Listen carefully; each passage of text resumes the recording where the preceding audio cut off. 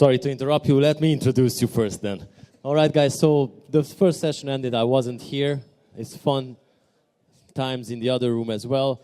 The second session will focus on Central and Eastern Europe, and we split it up in two because we have so many people wanting to speak in this session. And of course, we have the best moderator for this particular region, Mr. Dan Iljovic. So, Dan, the floor is yours. You already raised the barrel. I have to prove it. Each time I'm nominated as a moderator, I'm thinking that I should speak less and let our distinguished panelists speak more. So I will do this time, hopefully. Thank you for being here.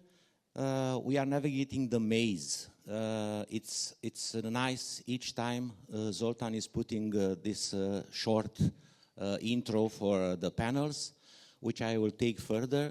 So the maze, probably you know, was done in order to keep the Minotaur, which is half man, half Taurus beast, in the center of the maze.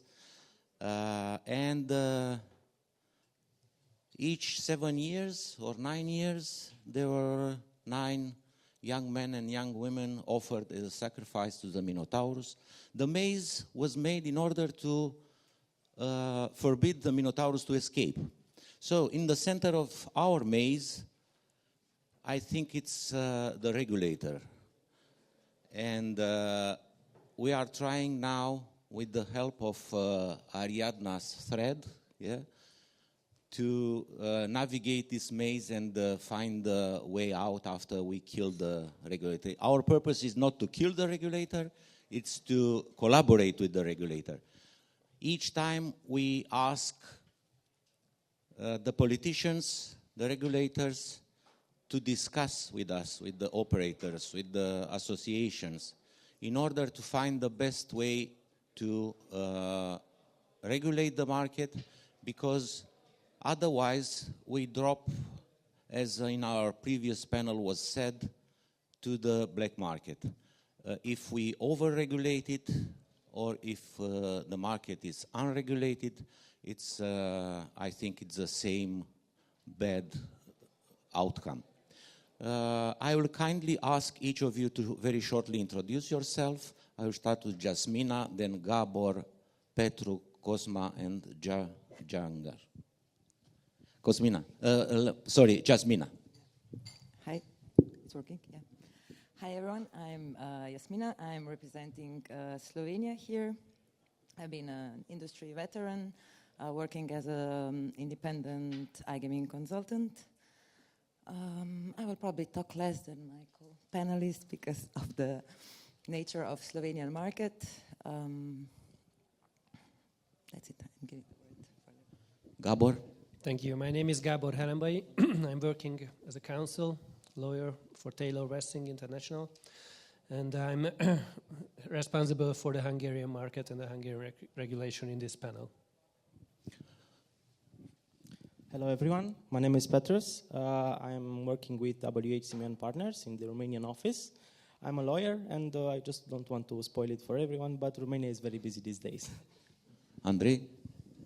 Hi everyone, nice to be here. My name is Andrei. I'm a lawyer with Baciu Partners, an independent law firm in Romania, covering several regulated industries, and it's very nice to be here. Hello everyone, hi guys. Welcome to Prague. Welcome to Czech Republic, my native town, my native homeland, let's say, and enjoy Prague. My name is Jangar. I'm representing Endorfina. Happy to be here. I'm responsible for compliance and legal aspects in our company. So, and we will discuss more about our topics related with compliance, related with regulated and less regulated markets. Thank you. Thank you. I will start with Gabor. What happened during the last year in Hungary? Is there any light at the end of the tunnel? Is there any good news or bad news regarding the regulation and the gambling market in Hungary? Please. Yes, I have good news and bad news as well. The good news is that not much changed since the last time we met here in 2024. And bad news is that the Hungarian market remained quite restrictive in terms of both the land-based sector and the online sector, which means, starting with the land-based sector,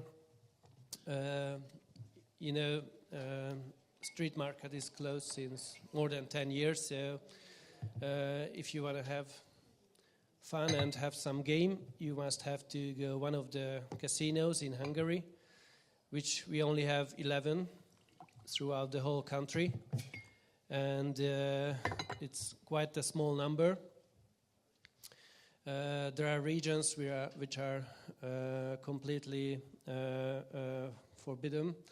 For example, the third largest town in Hungary, city, Szeged, has no casino. So this means that there's a very special way that average people do gambling. They have to go to one of the betting shops of the state gambling organizer, which has quite a good territorial coverage.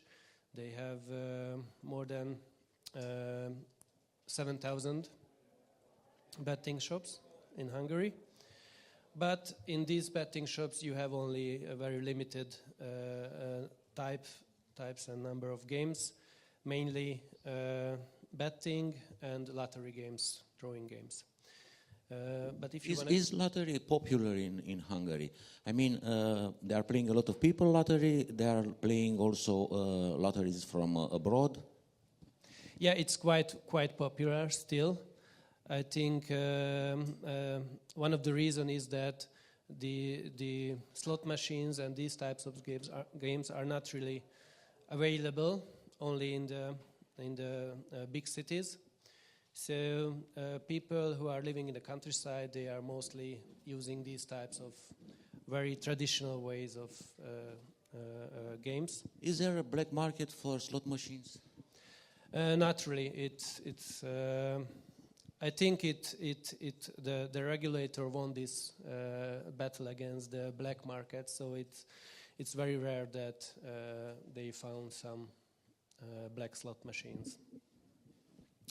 So this is one aspect, and in terms of the online industry, there's a very interesting way of regulation, meaning that the online betting is opened up, is liberalized, so it's also available for international operators as well. But on the other hand, online casino games can only be organized by the land-based casino operators. So this means that theoretically huge international operators could have a license in Hungary, but taking into account that it could not be paired with online casino games, it's not really a popular option for these operators. This means that, this result is that only the state gambling organizer has a license, and one land-based casino concessionaire has a license to operate online betting, and there are only 3 online casinos currently available in Hungary. As offline comment, Viktor Orban has to do anything with the state-regulated casinos? Is there some links between him and? Yeah, I mean it's the 10 from the 11 land-based casino concessionaires. The ultimate beneficial owners are closely linked to the government, so it's not a surprise, I guess. Yeah, next year you'll have elections, yes?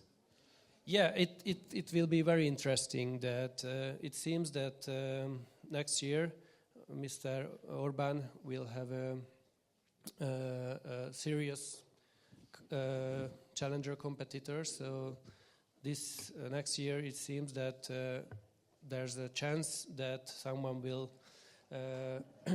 successfully compete against Mr. Orban. So if this happens, this scenario will occur, then it will be a very interesting issue how the potential new government will reconsider this whole regulation which is now in place in Hungary. Thank you, Gabor. I'll come back a little bit later to you. Jangar, what's going on in Czechia? It's you're working for Endrofina. How do you feel the impact of the new regulation, which we heard in the previous panel? It was put in place last year, and is it a good regulation? Is it a medium regulation? Is it a bad regulation? Is it possible to comply easily, or you all have to do with the distinguished lawyers in order to navigate this maze? Thank you. So I would say that for now, if we compare Czech regulations against other regulated markets, from my perspective, it's regulated on the good level. Still, from perspective of game providers, here we don't have the B2B policy, as we see, for example, in Denmark, where they also started without any exact B2B policies for online slot game providers. And then from this year, they applied this policy, and we also obtained B2B license in Denmark. So I think that Czech Republic will slowly be also more regulated for online slot game providers. Now the general gaming authority here is Ministry of Finance, so without any the special department, let's say. And from my perspective, the process of game authorization is quite slowly, and we still need to do more attentions for already certified games, and we have to prepare the special game plans and additional details for every game, and the whole process takes several months, for example, unfortunately. Having this very slow process versus the huge speed by which the game providers are moving forward, it's a sort of discrepancy. So I see the gambling industry as one of the most innovative industries, and you have the obstacle of the regulator, which is so slow. Exactly. So at this moment, for example, if I compare with Greece, and where we have a B2B license in Greece, and we are in direct contact with Gaming Authority, Hellenic Gaming Authority, and I can add, me and my team, we can add every new game to the list of authorized games, and then every license holder, I mean operator, can choose the exact games from Endorfina, and they already know that this game was approved by Gaming Authority. Back to Czech Republic, here we have to provide the game certificates, game plans, game descriptions, everything to operators, and then our partners on the side of operators, they should prepare additional requests to Gaming Authority, and then we're all waiting for final approval. I see. Thank you. I will come back to you also. Jazz, you are pessimistic. No, I'm an optimist. Yes? But maybe not in terms of Slovenian gambling scene. So, yeah, like every year, I'm still hoping that there will be a day when I will sit here and tell you about all the great changes happening in our country. Obviously, today is still not this day. What has changed from last year, I already mentioned that Ministry of Finance has started working with a foreign law firm to work on a new strategy on game of chance. The current one is already outdated. It was confirmed in 2010 for the next 10 years. So now they're working on the new one. There were some rumors, some news in the media that talking about what is going on. There should be a draft of this strategy, However, I was not able to obtain it as the Ministry of Finance told me it's still a work in progress, so it could cause confusion and misunderstandings. But what was circling in the media is we are anticipating some big systematic and other changes. Mainly, we are probably going into the direction of market liberalization, meaning to open the market for foreign operators, which currently you have to have an entity registered in Slovenia to be able to operate. And on the other hand, is also limiting this restriction that the provider needs to be state or municipality owned. So yeah, basically there is still light at the end of the tunnel. I'm not sure how far still, but yeah, hopefully next year we will have more news what is going on. Thank you. It's like I said previously. It's the regulator in the center of the maze, and nobody can reach him in order to find out what they are going to do. But in order to have a good regulation, I have to mention again that the dialogue between a regulator, the operators, all the stakeholders, even the players, it's the best way to have a good regulation. Thank you, Jazz.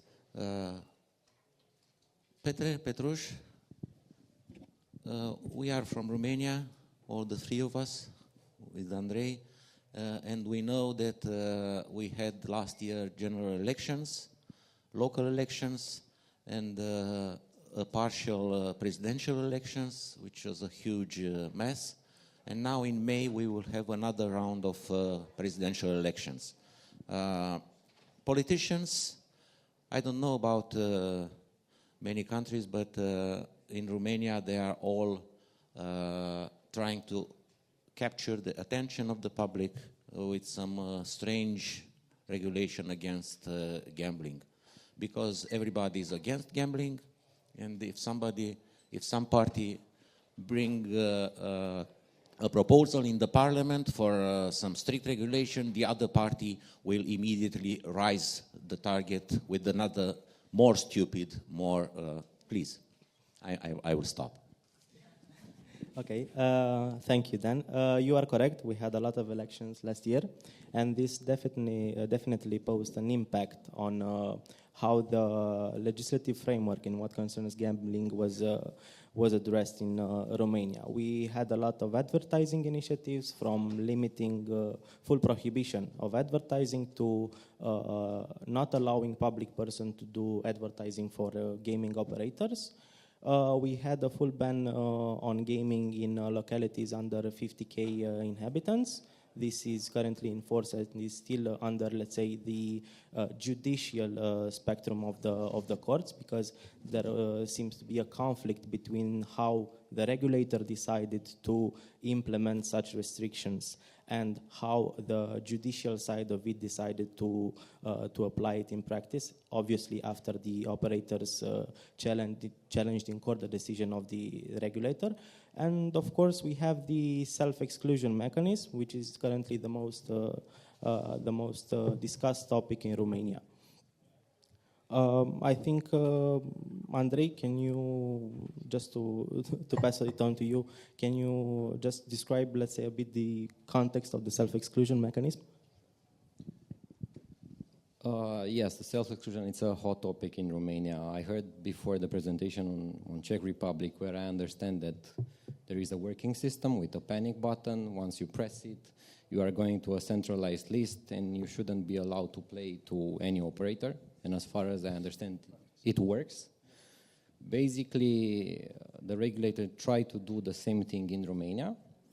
So a few years ago, the legislation changed, and it was drafted in the sense that a centralized database should be created, and that database should be managed by the regulator, and strictly based on the law, it says that you should not be allowed to enter gaming locations. Now, at the beginning of this year, what happened is that several players read the law in the sense that it's a centralized database for the entire market, so both online and land-based.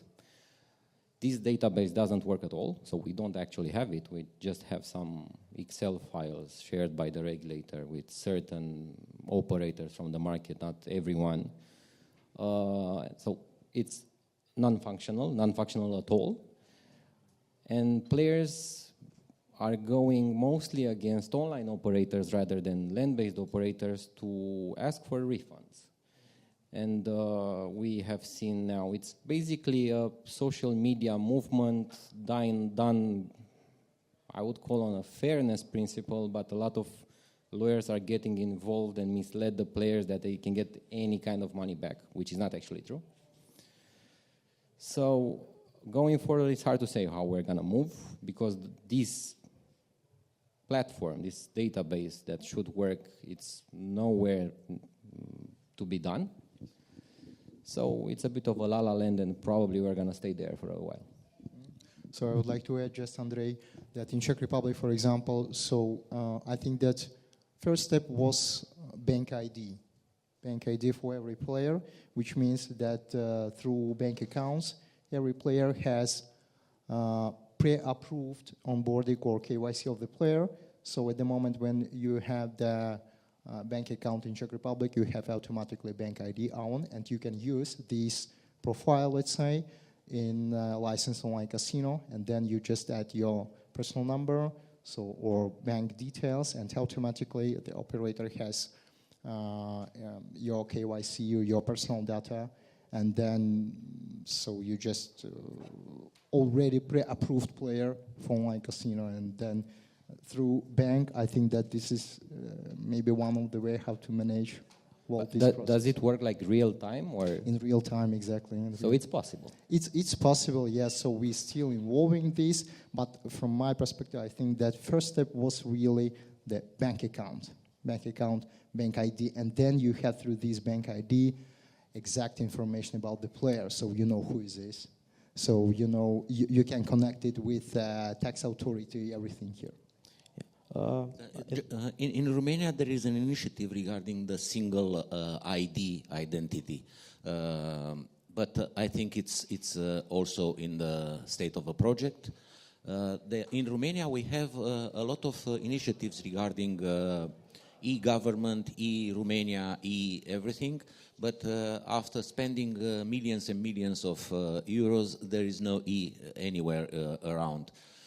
Now I know that they just introduced the ID card in one of the major cities in Romania, in Cluj, and immediately the social media started to advertise against it, because they saw somehow a 666 sign of evil inside this, and they said that the chip planted inside this ID card could influence your brain. This is Romania. Yeah, please. I just wanted to add that as compared to the Czech market, the Romanian regulator decided to, let's say, focus on the personal identification number as a sole indicator of the identifier of the player. So what basically is happening in Romania right now is that players can submit a self-exclusion request to the regulator or with the gaming operators, both online or land-based, and these requests should be sent also to the regulator in order to create a central database. But there are significant issues with such an approach because, for example, from a data protection perspective, this poses significant challenges because in order to better understand, let's think about how the data flows between the operators and the regulator. So first, we have the first data flow from the player to the operator. The operator has the obligation to register and process the self-exclusion. Second, we have the data flow between the operator and the regulator. After the operator receives self-exclusion request, it should send them to the regulator. And third, we have the data flow from the regulator to operators based on the aggregation activity that is done by the regulator. The issue arose because based on the template self-exclusion request that was published on the regulator's website, it indicated that the consent of the player under the GDPR is the legal basis for processing such requests. Or consent has a particularity under the GDPR in the sense that it can be withdrawn at any time by the player. So basically, by processing such self-exclusion request on the consent of the player, you render ineffective the self-exclusion request. And a second problem that comes from... So the player can self-exclude and immediately ask for... at least in theory, yes. Yes, theoretically, looking from the GDPR side. But if we have in place a specific law that indicate that you can self-exclude on 3, 6 months or 1 year, it's not above this GDPR provision? It should be, but because the regulator indicated this particular legal basis in the request, some of the operators were confused, because normally, as an operator, I would have the legal obligation to process. This is the, let's say, correct legal basis for processing the personal data. But because the regulator indicated consent, some of the operators implemented as the regulator said it, and had some difficulties in implementing adequate self-exclusion mechanism. And the second issue is that it also arises from the template. The template indicates that you can self-exclude for a period of 6 months, for a period of 1 year, or for an unlimited period. What happens is that the regulator only sends the personal identification number to the operators without indicating any aspects that the duration of the self-exclusion request. So again, under the GDPR, I have the obligation to not to process inaccurate data. And I know from the start that the data that I receive is inaccurate. Okay, I can do it for the players that submitted the request with me as an operator. But from what I receive from the regulator, it can be argued that I'm not legally processing the personal identification number because I don't have all the data. So in this case, we tried to find, let's say, a reasoning between the two obligations, data protection obligations and regulatory obligation, in the sense that we had to decide, at least initially, because there was no situation where a player could have self-excluded for a period less than 6 months, to implement them as such and seek for clarifications with the regulator on how we should approach these cases. Because in the end, there may be that players wanted just a temporary self-exclusion generally applicable. And after that, if I don't process his data under the law, I'm under, let's say, an exposure of being fined under the GDPR. Yes, thank you. It's so complicated. I think you have a lot of work. Yeah. Gabor, is there any discussion in Hungary about self-exclusion? No, I think we have a quite detailed and sophisticated player protection system, centralized, and at least it works well. I mean, it's not a public issue or main issue regarding gambling in Hungary. And to be honest, it's you know that taking into account that the online gambling is the available online gambling is quite limited, and for example, online casino is only available at 2 operators, of which performance is quite marginal. It's not an issue because who wants to play online casino in Hungary usually plays on the black market, so who are not part of the Hungarian player protection system. So, and of course, the state gambling organizer is under the scope of the player protection system, but the types of games they provide, for example, lottery games, which are one of the most popular, and online betting or betting is not that type where it usually occurs, this type of problems. Yes. Jasmina, in your opinion, maybe, or let me ask you something else. Did you provide to the Ministry of Finance your draft of regulation or some basic principles regarding regulation, just to inform them that you are aware about some particular aspects that should be in the regulation. Let's say maybe you took a step forward to the Ministry of Finance instead of asking, hey, give us your draft and see what's inside. Did you consider this kind of approach?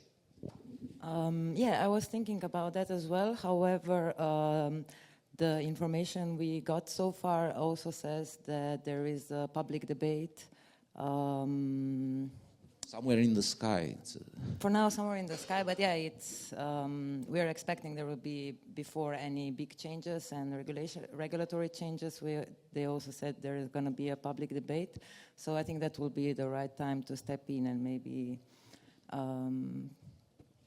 put in some expertise from our side who works in the industry. Yeah, because in Romania 15 years ago when the new regulation was adopted, in 12 years ago, yes, in 2013, or 2011,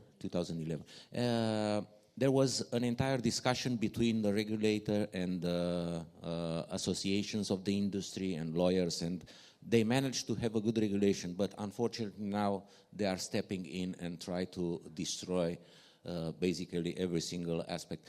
Janga, we have a debate also in Romania regarding not only self-exclusion, but especially self-exclusion between online and land-based. How is in your opinion, and based on your experience from the Czech market, is it good to have, let's say, two systems, one for self-exclusion in online and the other one in land-based, with different type of regulation, or a single global self-exclusion system? And further on, if I'm a player and I would like to self-exclude, I'm spending a lot of money. By the way, I have to mention that I'm playing on Forex, and which is the same as gambling. Is there anybody here playing on Forex? No, you should.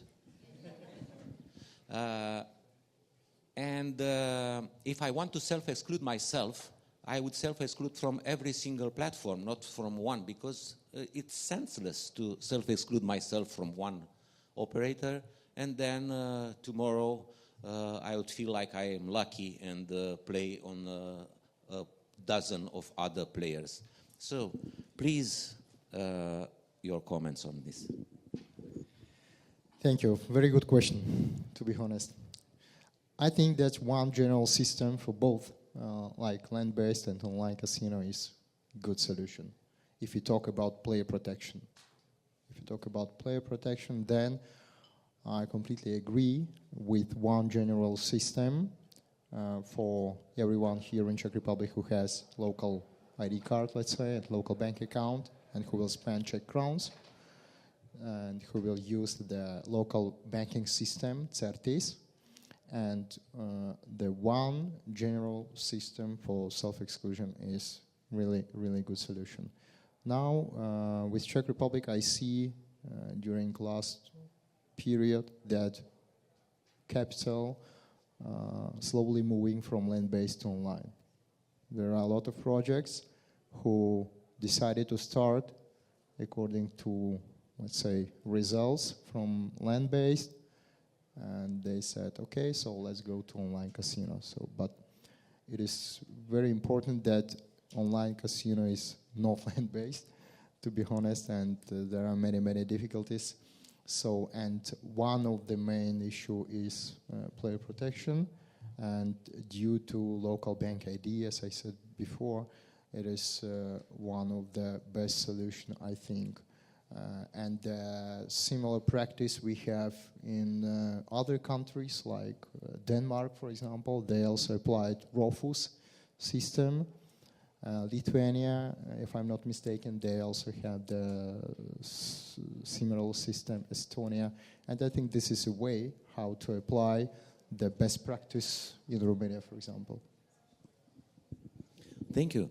I hope you have your take notes. coming back to Romania, some players just want to have their money back after playing on such online operators, after they said they self-excluded themselves. In the parliament, there is a proposal that the operator should refund the money played, whatever this could be, by a player in 48 hours. So if I'm playing, first of all, I self-exclude myself from a player, from an operator, and I'm playing very generously, a lot of money, and then ask the operator to give the money back. The fun is over, and next week I will take it again. Andrei? Yeah, basically this is what happens, and you are right then. We have this proposal in the parliament. It comes from an opposition party for the time being, but since you mentioned elections, this opposition party might become a member of the governing coalition, and this might change the chances of seeing this proposal as a law. And this is the pattern that some players do apply. They are abusive, or some of them are just naive. They believe that once they self-exclude it to a certain operator, basically they cannot incur any losses. We have seen this firsthand with our clients. And what's also happening is that operators do not take a consistent approach on this thing, because this is also one of the the fuel of the fire. Some operators do not want to get into this mess, and they pay because they don't have a big exposure there, and it commercially wise probably makes more sense for them to pay rather than go to court. And it's like a form of briding. I think it's like a form of settlement. If you are a new operator on the Romanian market, and we have several that got their licenses in the last 1-2 years, probably your population of players is not going to be that big.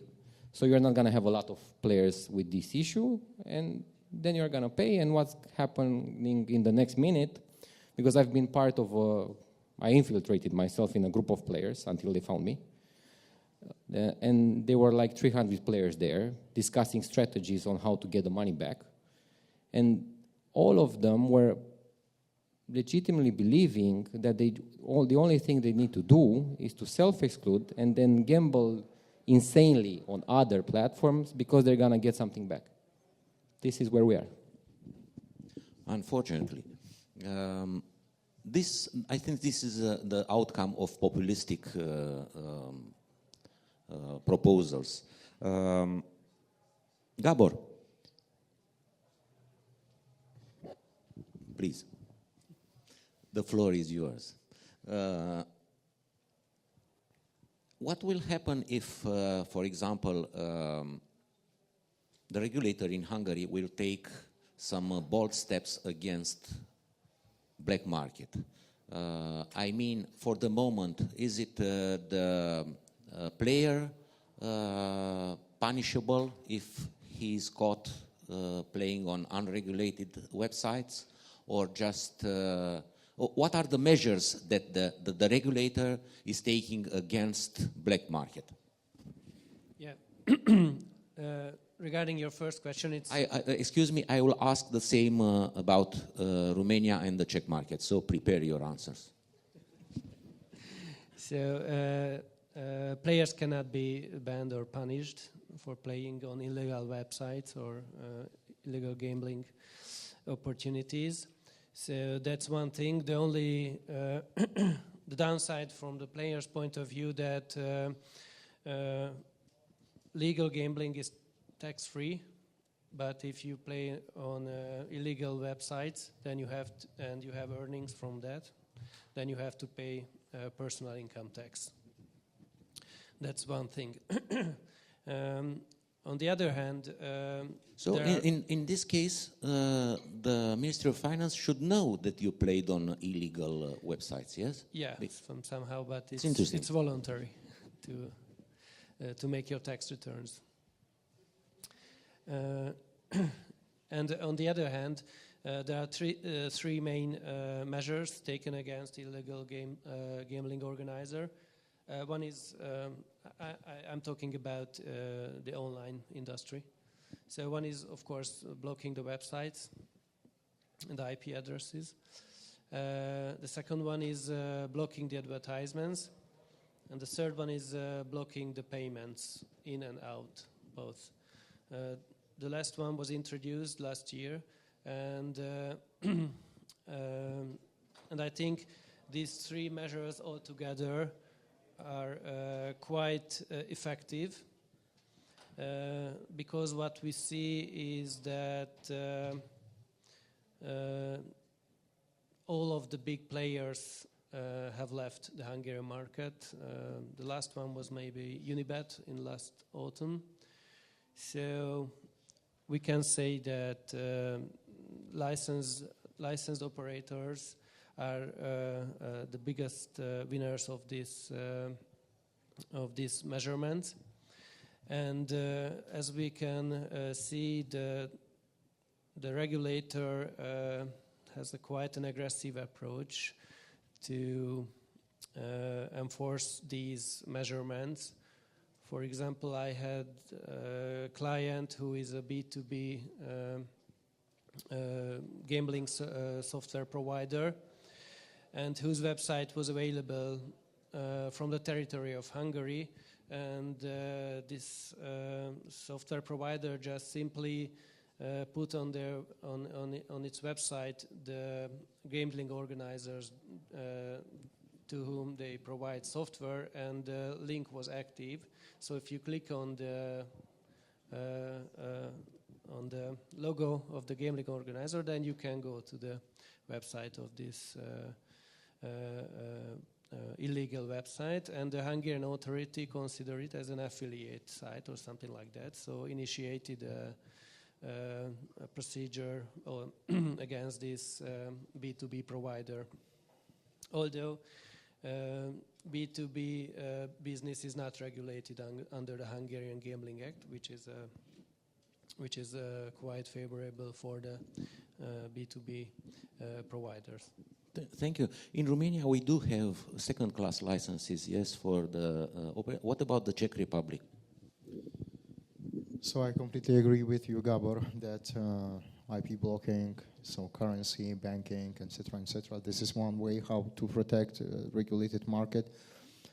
The main idea, I think that if we talk about regulated market, this is responsibility on the side of gaming authority, who is like guarantee of the market. If someone can issue the B2C or B2B permission, then I am expecting as a subject of this market that I and my funds will be protected by gaming authority.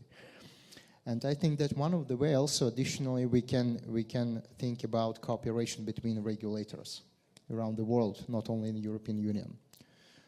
For example, many years ago, I was a member of Team One Swiss Bank in the team of anti-money laundering.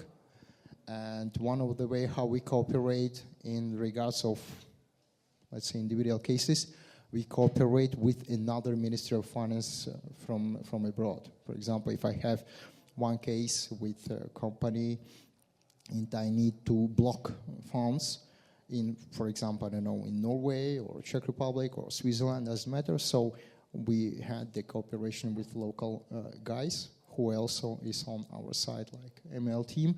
And in this cooperation, we obtained good, really good results. I think the next step could be the proper cooperation between gaming authority in Romania, Hungary, Slovenia, Czech Republic, etc., etc. And we can create one database of black list online casino. For example, in Czech Republic today we have around 1,700, around 2,000 websites on our blacklist, and I think that we can share all these details between us, and then preparing the one whole list of illegal online casinos, and it could be one of the way how to protect each of our markets. Thank you. A very good idea. There is a sort of collaboration between regulators across across Europe in special, but I never saw any outcome of this. Before I will ask again my colleagues from Romania about black market, I would like to invite the audience to ask questions for the panelists for different countries. I am sure that they are more than happy to answer. We will also have some time, and I will ask each of you to ask questions to each other. Yes, it will be interesting to find out something special. The black market in Romania, just as an intro, there is a list of the banned black market websites. What about, I think there are some measures against black market, including payment blocking, website blocking. They ask the internet service providers to do it, and I think it's quite effective. But in my opinion, the operators, as I have mentioned, are so inventive, and they immediately are capable of multiplying the websites. What about there was a regulation in place since last year in small cities and villages with less than 15,000 inhabitants. They are not allowed slot machines, slot halls. So I think, in my opinion, that there is a proliferation of black market on the slot machines. I have no data, but I heard in the newspapers that they caught in small villages where the chief of police, the priest, and the mayor are making the rules. Some cases of illegal slot machines. Please. Well, regarding your last aspect that you mentioned, I can neither confirm or deny it. But indeed, I think that the, let's say, land-based black market, as you mentioned, at the level of small cities, existed even when the regulated market was there. So there was always some people who tried to, let's say, take the business on their own and place such slot machines in different locations, bars, police stations, and so on. But I think it was encouraged by the, let's say, progressive changes in the legislative framework that restricted the possibility of land-based operator to act on a small scale. Besides that, I think it is important to create a different environment for fighting the black market in land-based location as compared to online, because it is much easier to identify illegal operations in land-based locations, because first they happen on your territory, they happen in Romania. In what concerns the unregulated markets, unregulated operators from the online area, they can operate from outside the country. So this makes a little bit more harder for the police to investigate and act in due time, let's say so, because they can act, but if they act 2 or 3 years later, the enforcement is not effective anymore. And I think this is also something that should be addressed in what concerns the self-exclusion mechanism, because as Djangar mentioned earlier, I think it's also a good idea to have a general self-exclusion registry. But this idea can work only if we are able to protect the player, because strictly based on what happens now, we think that it should be put more focus on how a player registers in the registry, how a player gets out of that registry, and what happens during the time that the player is registered there. Because I was joking with my colleagues from the office and saying, like, trying to quit gaming by self-excluding yourself is like trying to lose weight by hiding the cookies, or self-excluding from your favorite restaurants. It may work from 2, 3, 4 days, but in the end you will end up and look for something else. And while in land-based location, it may be more difficult to find let's say, unlicensed activity, online it's very easy. So I think as long as the regulator puts its effort in also fighting against the black market, and indeed in Romania we have the ISP blocking of website domains, but there should be other measures that need to be put in place in order to effectively protect the player. Thank you. Andrei, in front of bars where previously in small villages, where previously there were slot machines, now I heard that it's sitting a nice guy or a lady with a tablet and inviting potential players to play online. They teach them how to register, how to play. So they are aggressively directing players towards the experience. It's the same because the slot machine, unless you're just pushing a button, it's everything is software based. There are no more reels turning around. So of course a player used with the slot machine, it's somehow unhappy, and but with this he can find some substitute. Do you know something specific about this, and what are the steps that the regulator, the National Office for Gambling in Romania, is doing against this type of channelization, let's say? Yes, I heard about some initiatives, as you say, with tablets trying to migrate people to online. Technically, if these tablets are based in land-based locations, they are expressly forbidden in the law. But what you are saying is basically that they are going and trying to convince people on the street or in front of a bar, which is not per se prohibited. I don't know if we have sufficient studies showing in terms of consumer behavior if the experience of the player in a land-based location is the same as online. Probably in terms of addiction patterns and so on, it may be. In terms of experience, I was thinking now when you were presenting the question about my experience, I was auditing some land-based operators recently, and in the same time I sometimes bet online, and it's different. It's going there, it's an experience in itself, while betting online, it's basically using your phone on a e-commerce platform similar to, I don't know, buying on Amazon. We do have this issue, but just a short comment on the black market, and also linking to what Gabor said. They don't have such a black market in Hungary, and probably ours in Romania it's bigger. I think having a big black market, it's a symptom of a legislation that doesn't work. It's like similar with drugs. That famous saying, "Congratulations to drugs for winning the war on drugs." We're not gonna get rid of them anytime soon.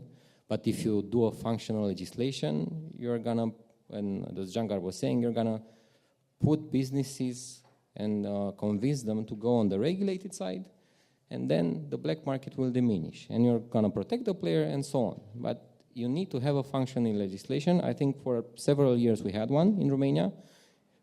As you know, when you were a regulator, it worked really well. But now we have, as Petru was saying, deficiencies in the law and unbelievably high taxes. So if I'm on the verge of playing by the rules or not, I don't know. Some people will be tempted to not do it because the enforcement against them, it's peanuts. It doesn't happen. I think it's a problem. It's a question of efficiency. Is it more efficient to pay all the taxes, all the warranties? We have huge warranties in Romania. By the way, for an online operator, how much is it? 7 million. 7 million euros. Yeah, you have to put down in the bank 7 million euros in order to get a license for. It's huge. So in the end, you take an Excel tab and you put all the taxes and the warranties and everything in for a regulated operator, for an unregulated one. And if the risk is against the payments is less, so you're taking the risk of playing on the black market, yes? Exactly. If you do a risk-benefit analysis, and I don't know, you ask some lawyers, how many operators have been criminally convicted for illegal gaming, especially online. As far as I know, the answer is 0. So, as I said, if my risk appetite is there, I might be, and I don't have 7 million to invest in a market that has. I invest the 7 million in developing new games and new platforms, not putting them in bank. Or I get a UKGC license or an MGA license and I defend myself with that. It doesn't work, but at least I make myself a bit white. So, yeah, it can happen exactly that. You're totally right. Thank you. Hopefully nobody is doing this, yes? We are serious operators. We are all operating on regulated markets. Questions from the audience, please. Yes, please. Do we have a mic? You can all hear me, right? Yeah, please. Just make it easier. So my question is for Gabor and for Jasmina, if I pronounce it right.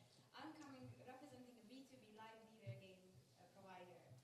Could you list for me 3 pros and 3 cons, or some pros and some cons? Why should a B2B live leader provider should consider or not consider to open a studio in your country? Thank you. Jasmina? I mean, yeah, in Slovenia you would have quite a hard time doing that. First of all, we also, on top of everything, we have quite an outdated regulation that does not address online at all. It's from 1995. And especially, right now you would have to open an entity in Slovenia to even be able to enter the market. And, it comes with all the bureaucratic hurdle. Yeah, I mean, my advice would just be don't go there yet. Gabor? Yes, so as I told you, there's no secondary license, so there's no need to get a license to provide these services for a gambling organizer. But on the other hand, it definitely will qualify as organizing gambling in Hungary, which is subject to license. So I think it just won't work unless you are providing this service under the license of one of the licensed gambling operators. And so it could be viable if you can have an agreement with one of the licensed operators to do so and provide these services. But otherwise, since this B2B license is not needed, it's quite flexible to provide this service. Do you need also for Romania?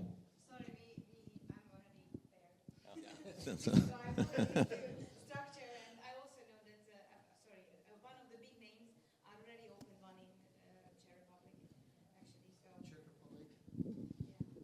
So, to be honest, Czech market is not interesting for other B2B providers. There is one big player, Endorfina. So let's focusing on Slovenia and Hungary. No. Seriously, I'm also think that Hungary and Slovenia is a very interesting market. So I see that Hungary will be more open for other operators. So now we are in contact with one interesting project in Hungary. So actually, I'm translating our game rules to Hungarian language. So this is our case with Hungary. So also, Slovenia is a very interesting market. I see this market similar like Austria from my perspective. So interesting market on the perspective, and I'm looking forward how you will protect your market against unregulated or unlicensed casinos. Thank you. Next question, please. Yes?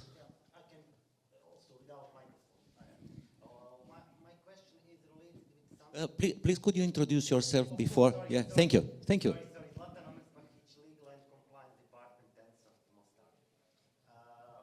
My question is related with something what we mentioned in the previous panel, and it's related to Czech Republic.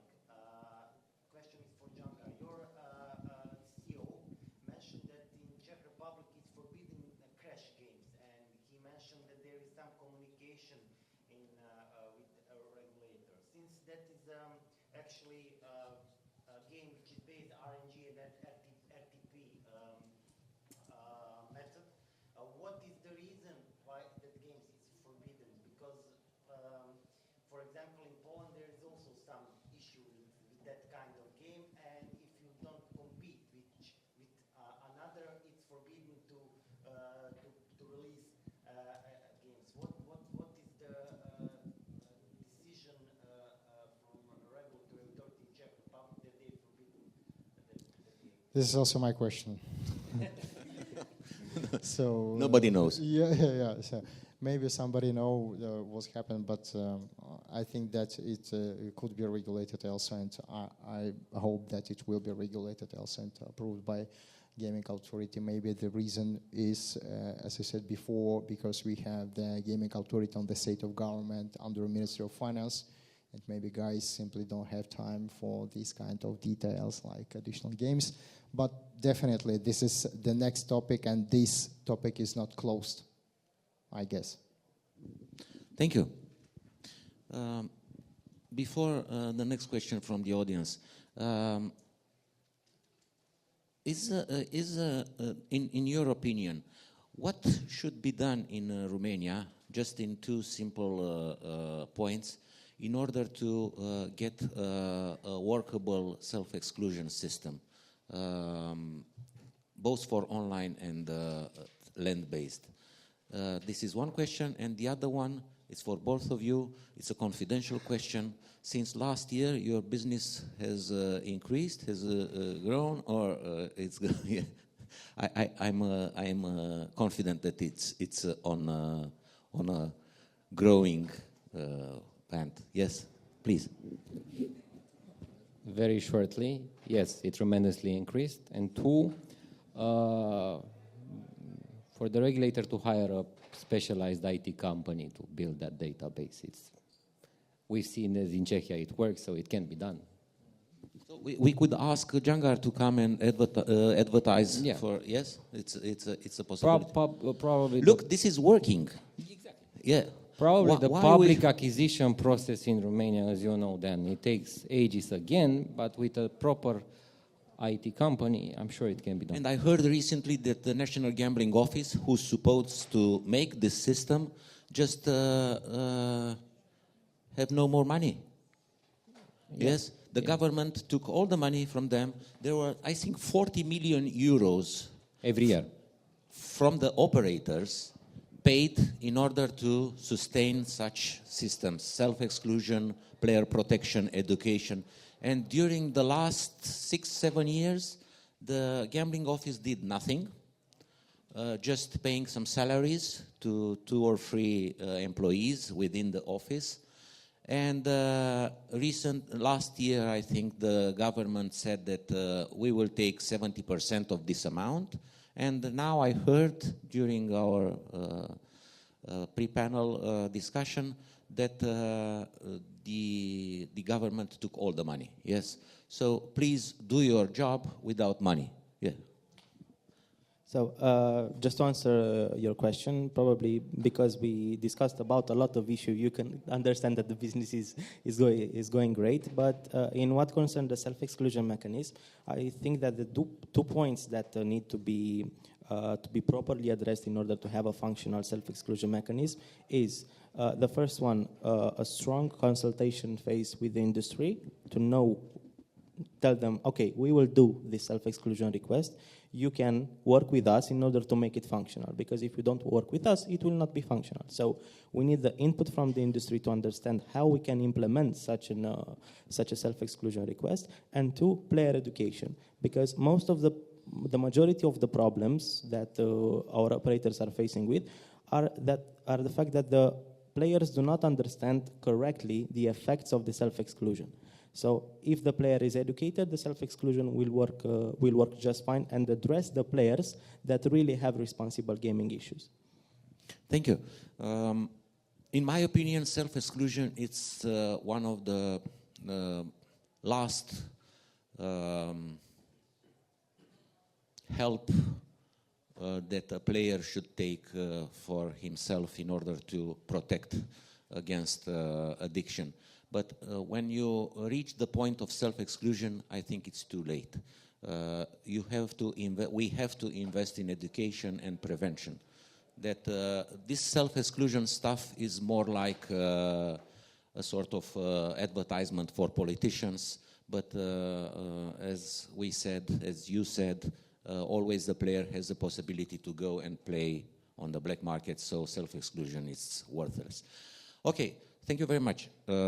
Questions from the audience, please. Next question.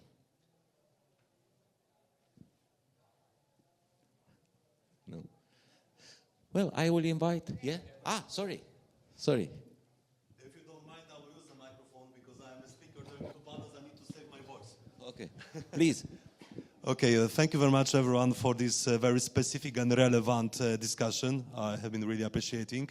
Congratulations for your knowledge and experience. I have one specific question to Gabor about the Hungarian market. You said that there are 11 offline casinos and 3 online licenses given to run online casinos. You also said that only offline casinos can get the online license. Does it mean that there is still potentially 8 online licenses at the market which are inactive? Thank you. Yes, exactly. But from a practical point of view, as I mentioned, 10 of the 11 concessions are under control of the same ultimate beneficial owner. So I don't think so. That could be a way to team up with one of the land-based casino if you want to open an online casino in Hungary. To team up one of the concessionaire and have a joint venture and run an online casino in that way. But as I mentioned, from a practical point of view, most of the casinos are controlled by the same ultimate beneficial owner. So I'm very doubtful if he would like to open a new business. Yes, but of course. Okay, and one more question.